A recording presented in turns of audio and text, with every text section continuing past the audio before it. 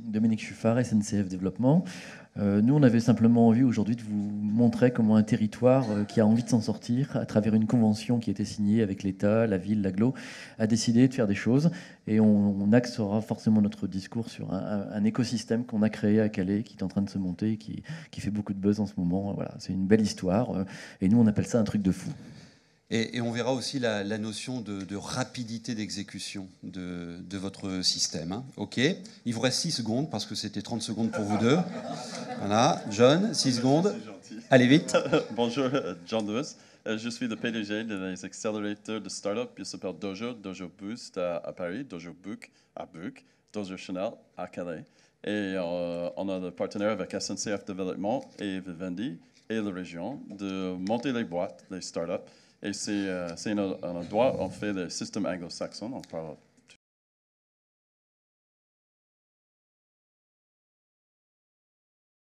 Démarrer avec cet exemple, parce qu'il est, en tout cas dans le jeu d'acteurs, très ouvert. Hein. Donc, on y va. Bon, alors, ils sont à deux. On va dire qu'on leur donne 6 minutes 30 pour eux deux, pour présenter leur expérience. Et on va tout de suite dans le vif du sujet. Dominique ? Alors, tout de suite dans le vif, la convention d'attractivité du territoire qui était signée dans le cadre de la fin de Cifrance pour la SNCF, c'est pour ça qu'on est sur ce territoire-là, fait qu'on a mis en place une multitude d'actions sur le territoire pour aider à recréer, à redynamiser ce territoire. Dans cette convention, il y a cette particularité de recréer un écosystème autour d'un incubateur de start-up. Et ça, c'est une rencontre, une vraie rencontre qui a pris à peu près 2 minutes, avec Jean-Marc Puissesseau, qui est le président de la Chambre de commerce de la Côte d'Opale. On était venu avec une idée de dire on va étudier la faisabilité d'un incubateur de start-up high-tech à Calais. Et Jean-Marc a dit non, on n'étudie pas. Si vous avez la même idée que nous, on l'a fait. Et donc au bout de 2 jours, on dit on n'étudie plus rien, on fait. Et on a fait. Et donc on est en train de monter complètement l'organisation de cet écosystème sur le Calaisis, et donc la permanente recherche de partenaires, de personnes ou de sociétés qui peuvent nous aider à vraiment faire en sorte que ce territoire revive avec cette opération. Un territoire qui affiche un taux allant jusqu'à 27% de taux de chômage. Chez les jeunes, tout à fait, mais qui moins de 25. Qui depuis hier soir, c'est la grande nouvelle du sous-préfet lors de le lancement de la plateforme Avenir, hier soir, c'est aujourd'hui le territoire du Nord-Pas-de-Calais qui crée le plus d'entreprises. Le bassin. Donc ça prouve que notre action commence à payer, parce qu'on y est depuis 1 an. Et donc ça aussi, c'est une belle récompense qu'on a, quoi. Alors, la mécanique que vous mettez en place, le jeu d'acteurs et les leviers, les conditions. Alors, le cœur du système, John le présentera, c'est l'incubateur de start-up. Nous, autour, on s'est dit, voilà, comment on fait pour faire venir à Calais, parce que de Paris, de Lille, c'est déjà loin, mais alors de Paris, c'est encore plus loin, et d'Europe, Calais, on ne sait même pas où c'est d'ailleurs, sauf pour traverser la Manche. Et on s'est dit, ben voilà, il faut plein de choses autour, et on a essayé de composer le système. On a dit, ben voilà, par exemple, il nous faut des partenaires, il nous faut des formations. On a donc créé un club, le Dojo Chanel Club, avec les structures qui sont déjà à l'initiative du projet, donc la ville, l'agglo, mais Vivendi. Donc Vivendi nous rejoint avec Dominique Welcome. Et donc on se dit, bah voilà, on va aider à faire de la formation, à faire de l'événementiel autour de cet incubateur. Et puis on s'est dit aussi, bah, les start-upers, il faut qu'ils soient complètement aidés. Et donc on va leur créer une espèce de zone de service autour. Et on a lancé un projet de conciergerie qui va devenir une conciergerie de territoire, une boutique de service. Mais également, le territoire s'est dit, bah ouais, on va aller plus loin. S'ils veulent venir à Calais, il faut les loger. Avec l'office d'HLM, on va voir comment on peut les loger pendant 6 mois gratuitement au début. Et on va commencer à leur trouver des idées de logement. Et puis la ville s'est dit, ouais, mais attends, c'est pas suffisant. Les jeunes, comme ça, il faut qu'ils s'amusent aussi. Il n'y a pas que le boulot. Et donc, on est en train de monter un pass culture et sport avec du kitesurf, avec du char à voile. Voilà. Et donc, tout ça, c'est en train de se mettre autour de l'incubateur de start-up. Et puis, on s'est dit aussi, ils ont besoin de travailler. Et autour de leur métier principal, on a besoin de petits métiers du web, les ouvriers de l'Internet. Et donc, on est en train de mettre en place donc, ce qu'on appelle un Digital Workers, où on va accompagner, au lieu d'envoyer les bêta-tests à Madagascar ou en Malaisie ou en Indonésie, on va monter une plateforme accompagnant aussi les start-upers pour tester leurs produits.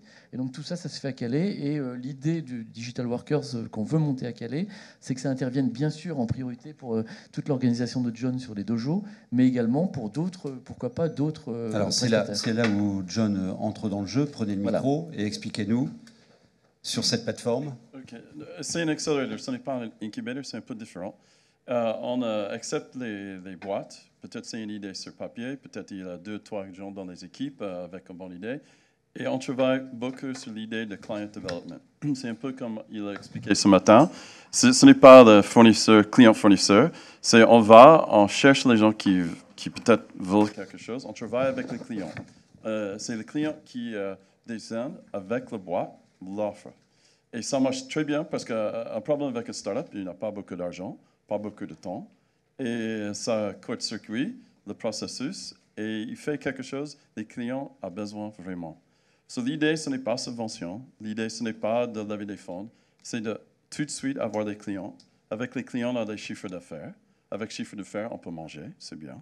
Et avec ça, la valorisation de la boîte monte. La valeur de subvention monte. So, ils travaillent beaucoup pour 6 mois d'avoir des clients. Et nous avons la chance. Ça marche. C'est un modèle américain. C'est une copie de Y Combinator et Techstars. Je suis très en contact avec les deux boîtes parce que j'utilise le même contenu.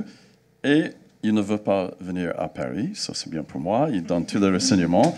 Nous sommes très ouverts. Et je travaille avec d'autres boîtes en Angleterre et aussi en France.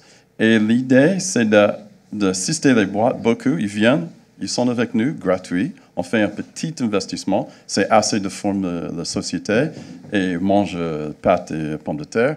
Et on bosse. On travaille 12 heures, 14 heures, 7 sur 7 pour monter une boîte. Et l'idée, c'est qu'il n'y a pas quelque chose en 6 mois. C'est presque sûr, il n'y a pas quelque chose dans 2 ans. Parce qu'il n'y a pas de clients.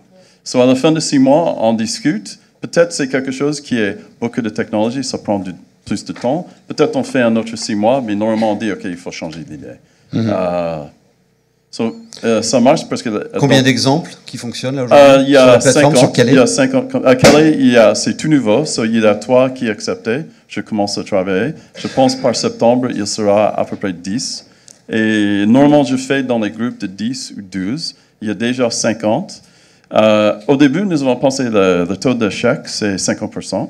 Mais en vérité, c'est 20%. 20%. Et les 20 qui font échec, tout de suite, ils refont une boîte. Très intéressant. Parce qu'ils ont trouvé, notre première idée ne marche pas, mais nous avons trouvé un deuxième. So, nous avons beaucoup plus de succès avec les gens qui ont fait échec et qui ont fait une deuxième boîte. Parce qu'ils l'ont pris, ils sont plus ouverts. Ah, et donc il y a un chaînage là, qui est en train de se mettre en place. Très, très bien.